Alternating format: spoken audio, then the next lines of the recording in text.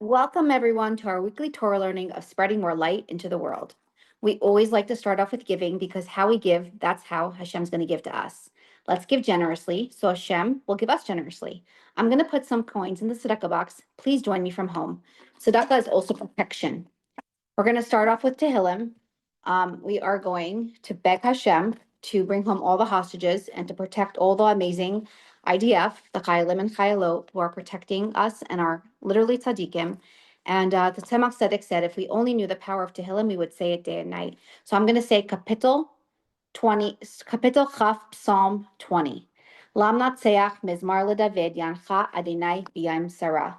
Yisagevcha Shem Eleheya kai v'yishlach ezracha mikadesh.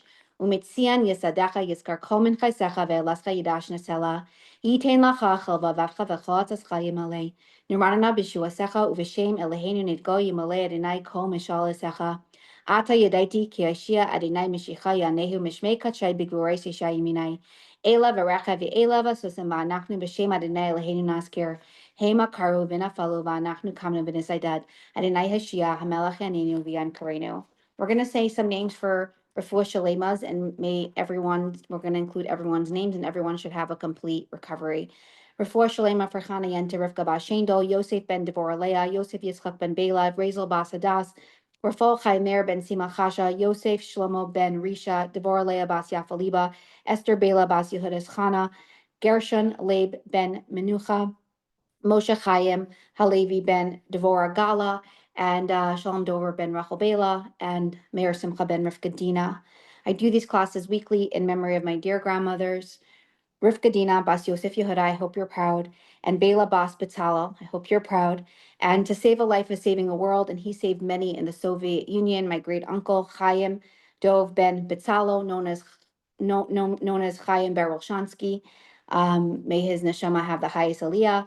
And also, we do these classes now in weekly of a dear friend, sister who perished in a terrible fire a few months ago, Sanya Zahara Bas David. May we merit to see her so soon with the coming of Mashiach. And I also do these classes weekly to bring Mashiach immediately. So today I'm so excited to have with us today a dear friend that I met many years ago when I would go to Bell Harbor, Florida, where my aunt and uncle are shluchim, to my cousin Devorah Leah's house. I would always go. She had an open house. She has an open house, and she would have incredible people there that I would meet. And there was someone there that I met, and at the time her name was Sandra, and now she's Sarah-Libke.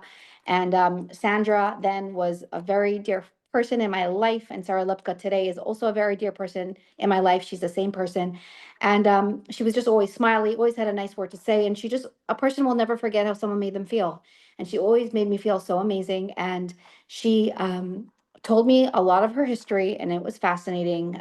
She met Princess Diana, and she grew up in England, and today we're going to hear her journey of how she came to Yiddishkeit, and how she loves, the royals. And the topic of today was parties, people, princesses, and palaces. Is this the Purim Megillah? That was the topic of our class, and today we are going to put out the recording of Sarah-Libke, and we have with her someone incredible that's going to be sitting with her and asking her the questions, along with myself, my cousin Devorah Andrusier of Bell Harbor, Florida, who influences and inspires so many people and really brings so many people closer to Hashem. And just by having so much Avos Yisrael and kindness and goodness, because that's what's going to bring Mashiach. And Devorah is also a Shar B'tachon enthusiast. She teaches our Shar B'tachon classes.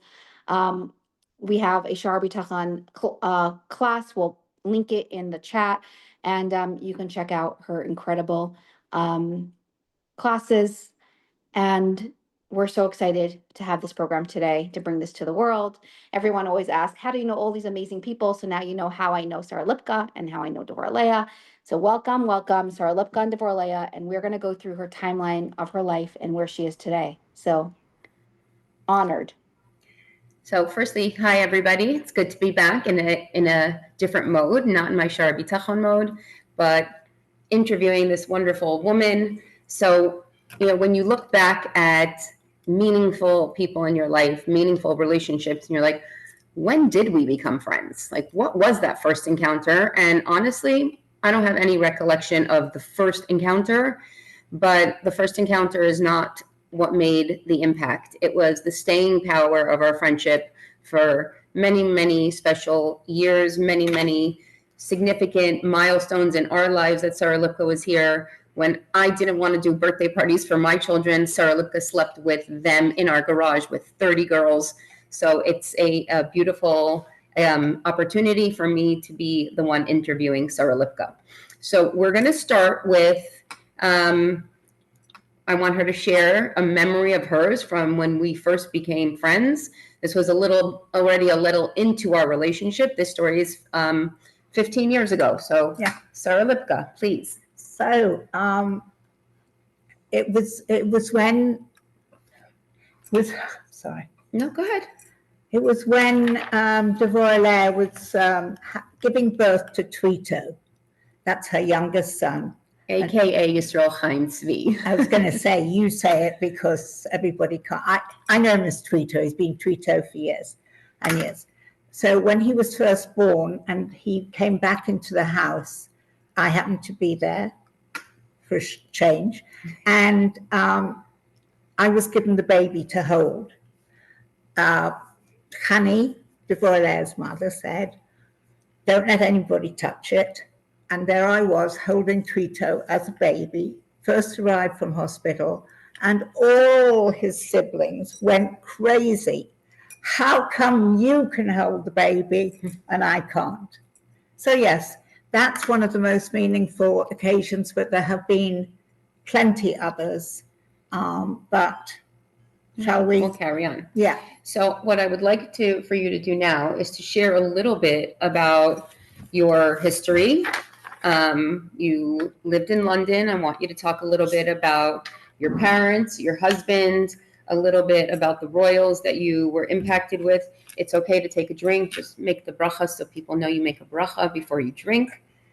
I've half drunk it, but I'm still making the bracha because I love. So we're going to now hear from Sarah-Libke about her history with the royals. So go for it. Well, I was very blessed when I went back to England. My mother was paralyzed for 29 years or more. And my husband, God bless him, my Michael, he had a heart problem. So he was very easy to look after because he always asked me questions and I always said yes. And then he said, this doesn't seem right. I said, no, you're right. It's you that has to say yes. As long as he said yes, I could make things happen for him. But with my mother, she was paralyzed, but she was an amazing woman. She was very beautiful, even as a paralyzed lady. And she taught me what it's like to be aware. She told me things that I learned much later in my life through Yiddishkeit. Not that we weren't, we were regular Jews. It so happens I used to go to shul 3 or 4 times a month. But, I was brought up, we changed plates, we changed everything, the whole house for Pesach. And Friday nights were sacrosanct. But to tell you the truth, my father's stores were open on a Shabbos. And now I think to myself, wow, if you only knew. But that was then and this is now. And but other than that, it seems other than that, we were looked upon as a frum family. So talking of families, it brings me to another family that I was very blessed to meet through work. I was called, I can't remember what the name was, and who needs titles anyway. I was in charge of having a dinner, and I was able, through Hashem, this is no kidding, I can tell you the story another time, but I got, with Hashem's great goodness to me, Prince Charles to come to a dinner for the Jewish Welfare Board. And through that, and I have lovely pictures of him, and of course he's now the king, and I have pictures of also his wife at the time, who was, of course, Princess Diana. So I'm not showing the pictures where I curtsy like a little girl, because You just don't want to see that. But she had an aura that was amazing. Anyway, I met through them. I used to get faxes from the palace, Buckingham Palace, saying, "Do you want to come over for coffee?" So I always used to say yes, and I always used to go, but I don't drink coffee. Sarah-Libke, what did you do then for work? At that time, I was the head of the Publicity and Appeals Department. I think I had a special title, but basically what I had to do was raise money. And how do you raise money most? By getting a royal. And how do you get a royal? It's very difficult, a long process, and all I can say is at this moment, it was Hashem.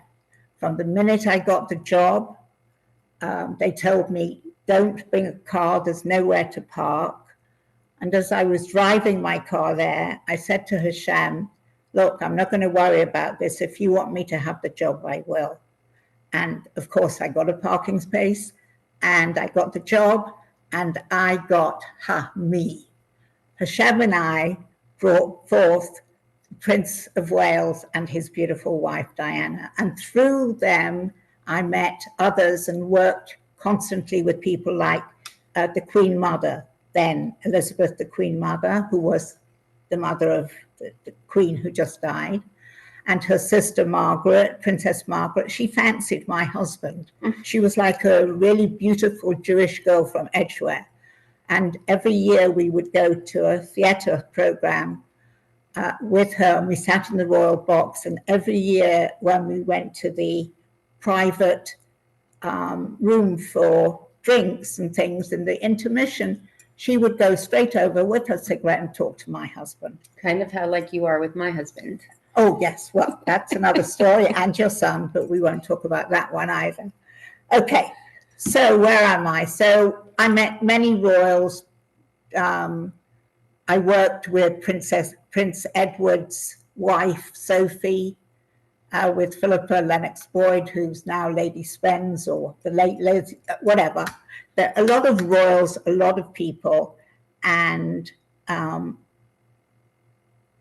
with my mother, I told you she taught me things like, did I tell you already? Yeah. So we're going to move on now. Okay. I just want to say, when I started speaking earlier and I said this is not going to be a Shara B'Tachon class, I erred a little bit. I'm not teaching a Shara B'Tachon class, but when we're having a conversation with Sarah-Libke, everything is going to be interlaced with B'Tachon. She is an incredible B'Tachon woman, one that is really on par and on level with what I would say tzaddikim, because even where we have reached, where we are able to come to, is a level of when we're in a challenge, when we're in suffering, when we're in pain, we still feel the pain. We still are sad. We still have anxiousness. Even though we say we're trusting you, Hashem, but still I have that feeling of, I don't really want this challenge. With Sarah-Libke, within the challenge, she is with Hashem and doesn't have that anxiety and that stress, because she really, really knows that Hashem has her back. And a little bit later on, we're going to share some stories of real B'Tachon moments.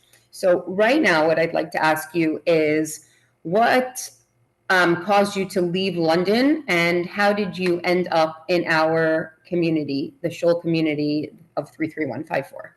Well, Hashem has many interesting ways to work, and my amazing husband, first my beautiful mother died, and it was quite a hardship for me, because when my father died, I was very strong afterwards, and I said, I know, Hashem, you need him more than me, and I have some stories about that another time. But when my mother died, I expected to feel very relieved, really, because I used to see her even though I was married, I would still see her 2 or 3 times a week. Michael and I would take her away. He would take us out for dinner. So we spent a lot of time with my mother. Yom Tovim we would have at her house, and Friday nights, lots and lots of things. And she died, and I really expected that it would be a relief for me, because she was in pain. She didn't mind pain. She was very good with it, but she had things happening that happened to paralyzed people for bodily functions, etc. She was in terrible shape physically, but mentally she was wonderful. She died, and I went to pieces, not in front of people, but I could not fathom that she could die. I mean, I did, but it was so different. And then soon after, Michael decided to join her. They were very good friends when they were alive. So he went to join her with Hashem and my father, etc. And I thought, wow, I can go back to America, because I'd been in America in the many years ago when I was very, very young, younger than I am now. And I was, I'd come back to be with my mother. And when I came back, I'd met Michael. By coincidence, he was the man who wanted to marry me 10 years before, and he brainwashed me, and we got married. So here am I. I've been left with my mother, and I've been left by my husband. And so I said that I needed to do something properly with my life. So I went to friends, and I said, I need to go to America. And I packed up. And instead of going back to Hollywood, because obviously I'm no longer married lady, but Sadie, widowed lady, I didn't think was going to be a good idea.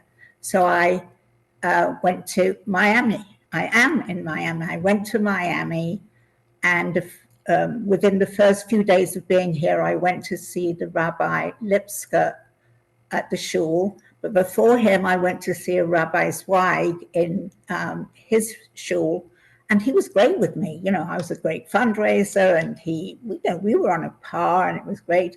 And he offered me the ability to get by there. And then I came to see Rabbi Lipska, Devorah's father, the wonderful Rabbi Shalom Dov Ber Ben Rachel Bela. Good job. Nice. Well, I do it. My mother's name is in there, Bela. Anyway, and I went to see him. I don't know what happened. I was wearing pants and a low-cut T-shirt, and his secretary came out to me, and to cut a long story short, she found out that I did go to shul, that I did own a dress, and that I was, me. But she was quite upset, because she told me I couldn't have a meeting with him for 6 weeks. So I had walked up the steps to see him, a big shot, because I knew I was a big shot. I got people like the Queen King, etc., etc. And I felt like a little shot. And it was the best thing that happened to me. Anyway, they said I could see him in 6 weeks, because there was 2 weeks of he was going on to Israel, and then 4 weeks of Tishrei. So I immediately said to her, feigning, I didn't know what Tishrei was, but so I said, well, I don't know anybody here. I'm staying with someone who has Alzheimer's, and she doesn't even know me. She's the mother of my friend and friend of my parents, but that's the only person I know in Miami. So she said, well, I'll introduce you to a lady called Estella Berry. Okay. You have a little drink. So Yeah. Estella Berry has been in our community for, I would say, at least 35 to 40 years. I have known Estella, all of my memories are with this wonderful woman, special neshama. And Sarah-Libke is going to speak a little bit about her relationship with Estella and how Estella helped propel her forward in her Yiddishkeit and together how they maintain and continue to strengthen themselves. I do just want to say one thing about Sarah-Libke's Kibbutz Abayim. So taking care of a person, a mother who is paralyzed, there's all kinds of emotions that set in. It's not just the physical labor, physical, literal, back-breaking labor, but it is also an emotional roller coaster when the child becomes the caregiver of their caregiver. And there's all kinds of emotions. And when Sarah-Libke just shared that she thought she would be relieved when her mother passed, both because her mother was no longer suffering and also she no longer had to do all of this work, there was no relief because her dedication to her mother was so beautiful. And it's really such a beautiful lesson for all of us that, you know, parents envision their children looking one way when they give birth, and children imagine their parents to be a certain way growing up. And rarely do we get what we imagine. But if we're able to open up our eyes and say, I'm going to trust Hashem, and I'm not going to rely on what I thought I wanted and what was best for me, we end up getting significantly better than what we had originally wanted or expected. And I'm very appreciative to you, Sarah-Libke, for this beautiful lesson of Kibbutz Abayim, because it's not a given. And there are many, many families who, for whatever reason, have to send their families, their parents, to an assisted living or an old age home. And to keep a paralyzed woman at home and care for her in the way that you did is really very special. And I appreciate that lesson in life. So now please share with us a little bit about you and Estella and your journey together. So I have to tell you, I was ready. I was looking to find me. And I didn't know how I was going to do that. You know, my father had died so many years ago, and I was raw from my mother and Michael passing as well. Meeting Estella, the day I walked into her, I wore a dress and, you know, I was very nice. I went for Shabbos, and we and I clicked immediately. We were really soul sisters. And after 10 minutes, she went out and she came back with 2 safety pins. And I said, what are they for? She said, you don't mind if I pin your dress up a bit, do you? I don't. So I said, why? She said, because I don't want my husband coming in and having a heart attack. So that was my first lesson. We sat and we talked. We had dinner. Estella used to have dinners, enormous dinners, 18, 20 people every Shabbos. And I met a lot of people through her. But what I did do, she asked me back Friday night, she asked me back to come to shul with her and have lunch, etc. I went to this extraordinary shul, which made me feel really awful, or full of awe for Hashem, because I felt all the atmosphere there, the people, they were so interesting. And they made me feel like if they can do it, I can do it, because there were people there that were ordinary, like my shul in England, which happened to be the one that the chief rabbi goes to, etc. But that's different. Anyway, the shul itself made me feel good. Estella made me feel good. And I went back for lunch, and she said, I'm going to a class tonight. And I said, what sort of class? So she said, the Torah class. So I said, oh yes, please. Cut a long story short, she took me to 7 classes in a week.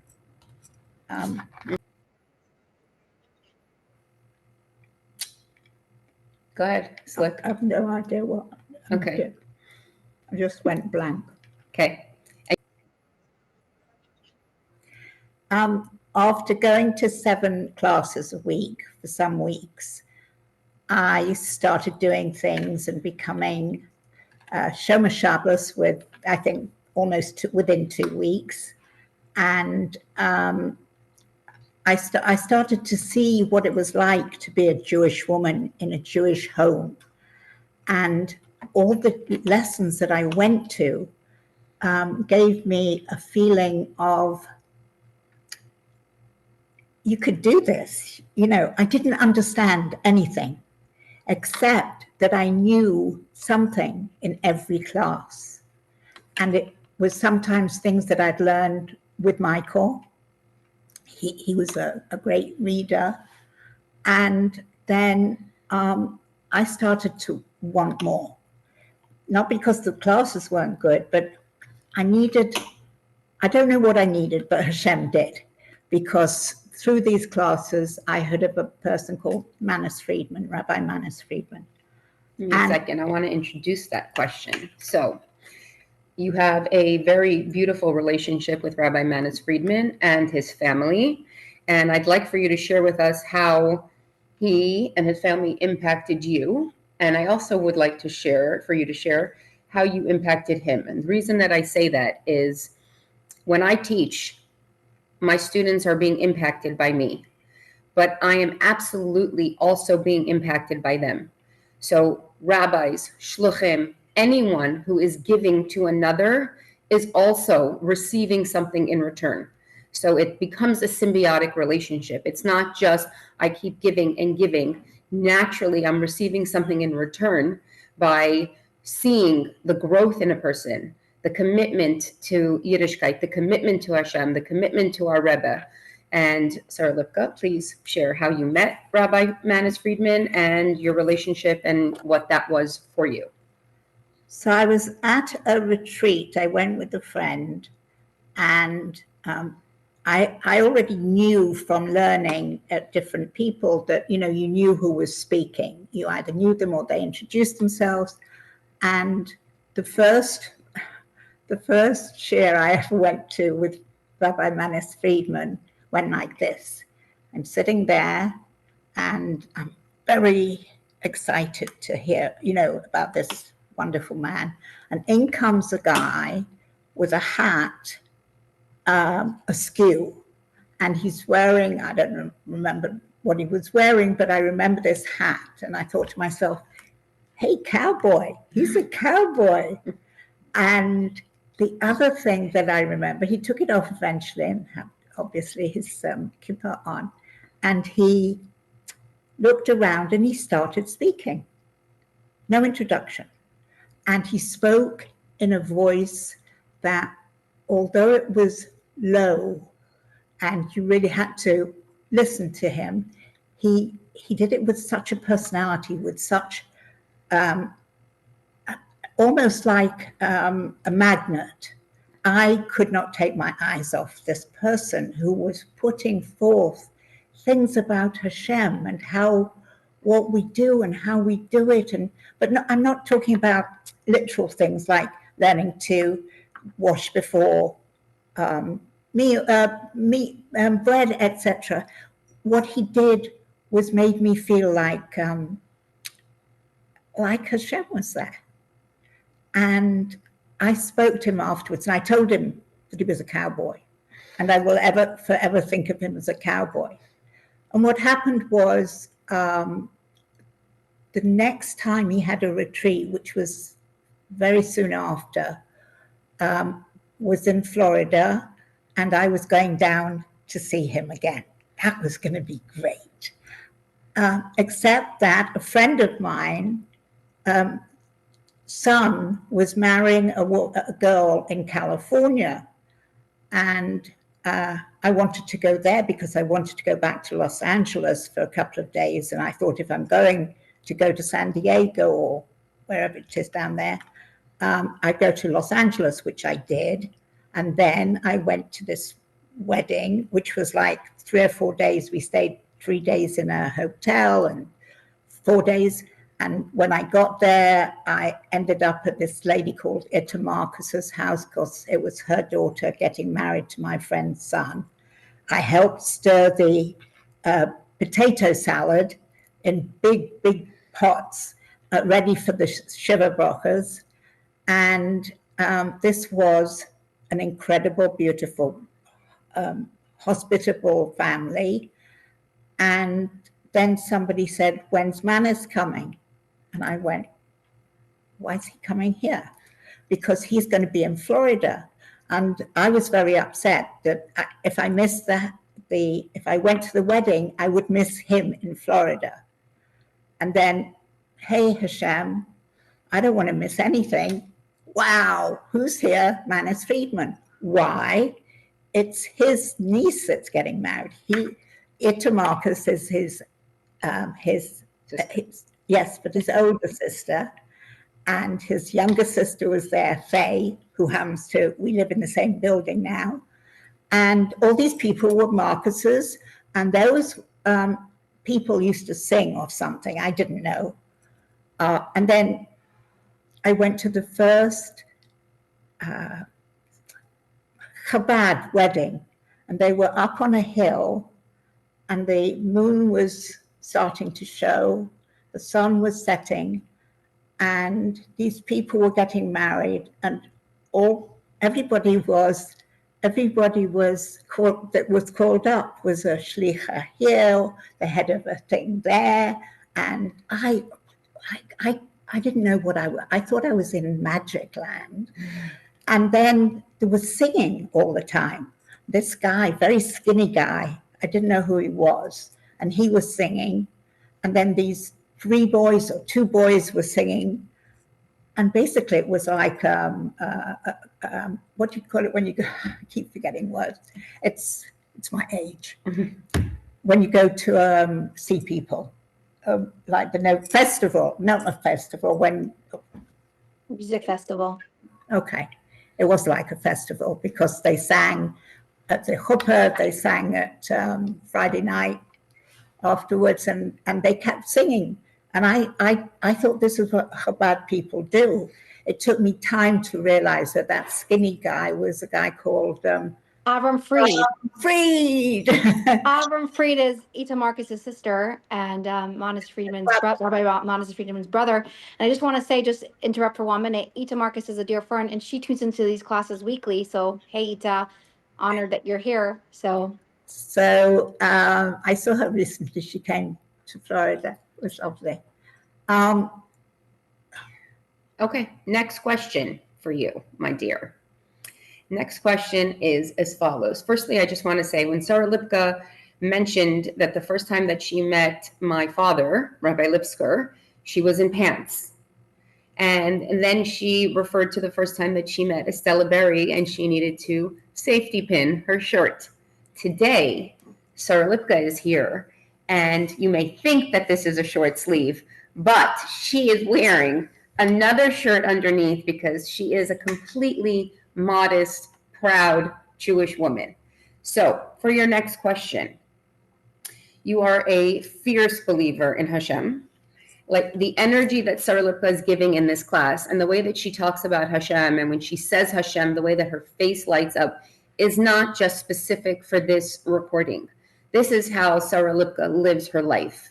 So I would love for you to tell me a little bit about Hashem in your life, and then I'll prompt you to remember some stories where there were like some real, very clear bitachon moments in your life.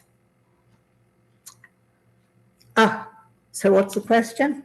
Tell me about Hashem in your life, right? Life is beautiful, but as we know, wrought with challenge and difficulty. And how do you traverse the world of challenge, knowing that Hashem has your back all the time? Okay.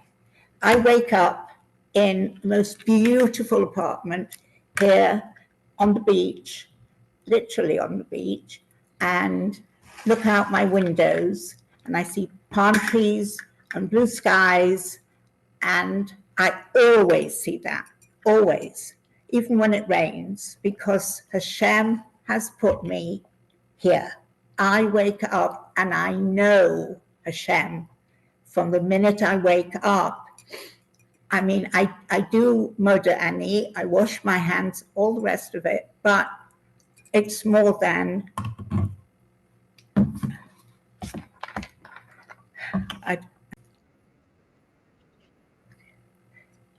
waking up, just being there.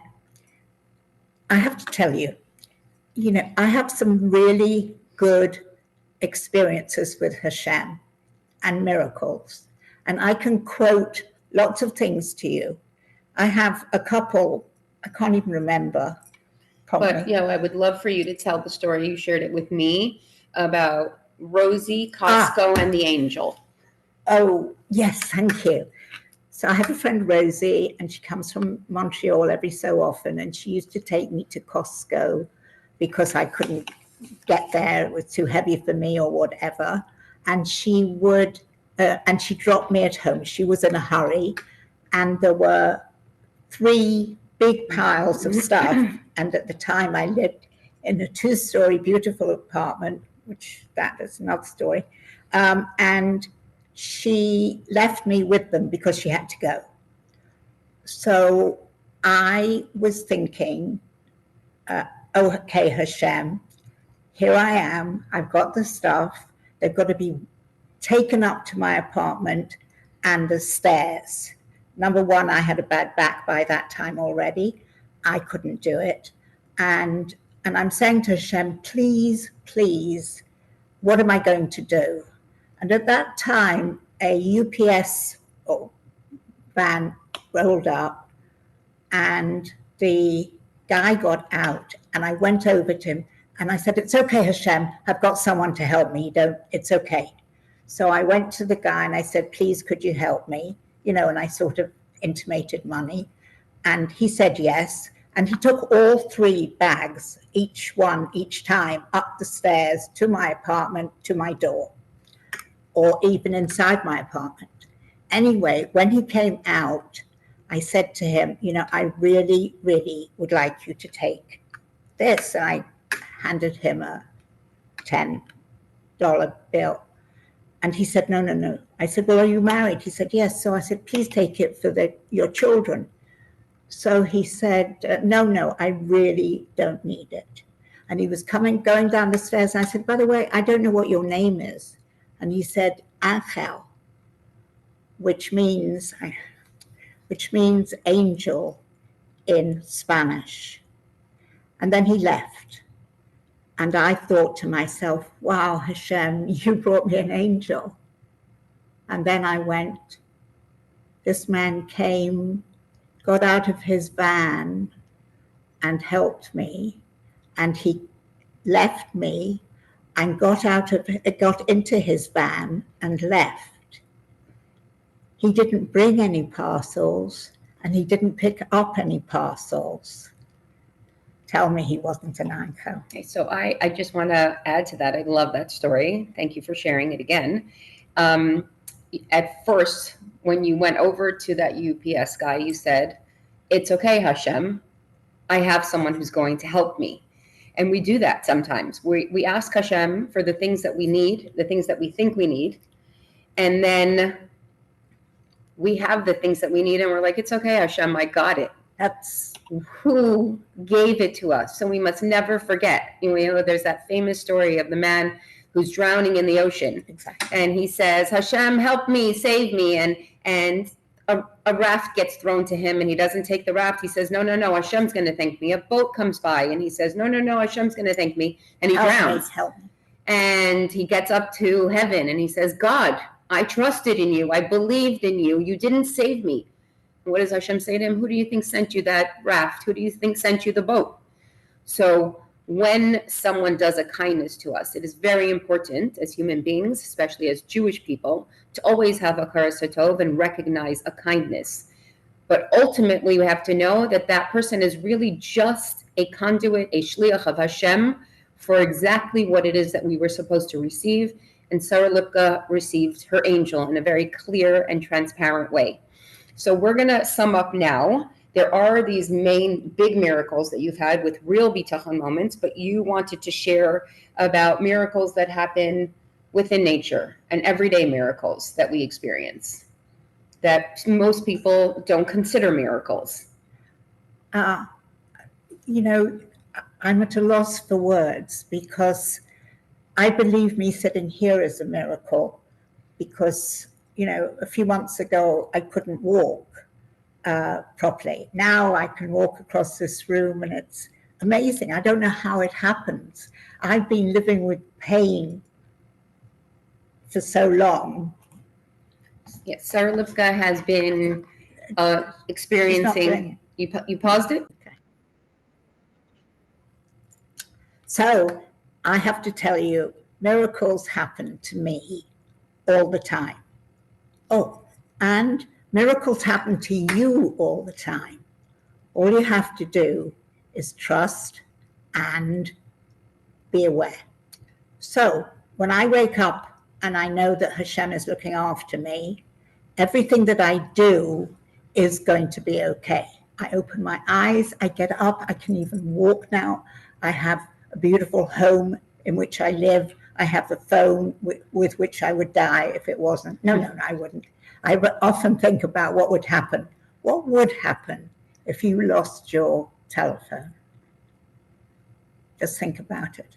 So I said to Hashem one day, when I had lost my telephone, you know, Hashem, I'm really upset, but I'm not really, because you do everything. So if you've done it, it must mean that I need to lose it and maybe need to be without it and not scroll and not call people and not do whatever. So Sarah-Libke, we have to be so thankful for even having a telephone, because you didn't have your telephone. So when we have a phone, we have to be thankful. When we can go to the bathroom, like, we have to say thank you to Hashem that we can go to the bathroom. When you could use your feet to walk, it's a miracle. It actually is a miracle, because I was on the phone with you at times and we're talking and you're like, I can't get out of bed. So you are a miracle, like you said. And Hashem is continuing your miracles.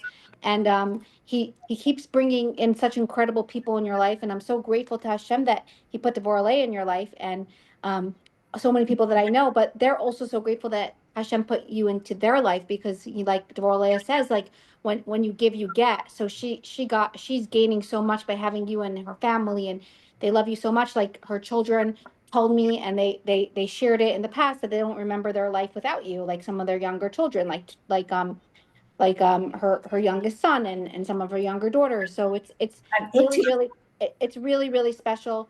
And I can't imagine my life without you, because you're such a big part of my childhood, going to Bell Harbor, Florida, and seeing you, and you just have so much light, and it's incredible to see, like, how you really had a choice in your life. Like, you grew, like you said, when you want to raise money, I think that's amazing. So all the fundraisers listening, make sure to invite a royal. And the real royals, like you said, like, you met a lot of royals. You met a lot of movie stars in California. You met a lot of royals in, the palace. You were there, and and you told me, and we're going to end off with this. You said the best royals that you've met, and I'm going to let you answer this. The best royals I've met, Hashem allowed me to become involved with the royalty of Chabad, with people like, well, there's no one like him, but Rabbi Manis Friedman, Rivka Slonim, Malka Tauga.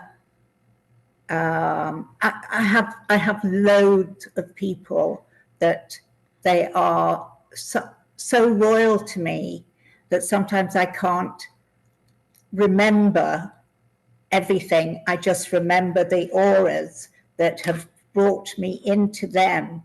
I've learned so much from them. I can't even think of names now. I'm so sorry. Well, I just want to say one thing, is that something that you shared with me in the past is, because we speak a lot, and you said that the royals that you've met are people, sometimes it's people right in front of your faces. So you join them for Shabbat meals in Bell Harbor, and your neighbors and your friends, and you go to Rebbetzin Lipsker's classes, and of course you told me that who's your best friend? I think you're sitting right next to her. You said that on the live, Devorah Leah. So she said that. I would never say that. No, you did say that. I was there. Okay, this is a running thing. Yes. Okay, but I just want to say that it's so special that you were able to live that life, because it looks so exciting and enticing, the movie stars, but it's really not. And sometimes it's really right in front of our faces what we have, and we have such a gift. We have Hashem, we have our Rebbe, the Rebbe made ambassadors around the world. We have shluchim, we have shluchot, we have ourselves, and we could all spread the light, and you spread so much light wherever you go. May I tell you that I have a picture of the Rebbe on my dining table, and he's smiling, and he does smile at me. There are days that I think he doesn't. I'm not sure why, but he's going to tell me one of these days because he's going to be here with us. And I wanted to say that on days when I don't go out for dinner on Friday nights, I make it beautiful in my house, and I have Friday night dinner, Shabbos dinner with the Rebbe. You have a picture of the Rebbe. That's so special. It's really beautiful. I was actually just in her house and I saw that. So just to end off, we hope that this talk from Sarah-Libke was inspiring, and you are going to walk away with a new excitement and energy of having a God consciousness living within us on the daily basis. But the way that we always talk about is inspiration is fleeting, unfortunately. So Sarah-Libke is going to leave us with an action statement. Well, I think that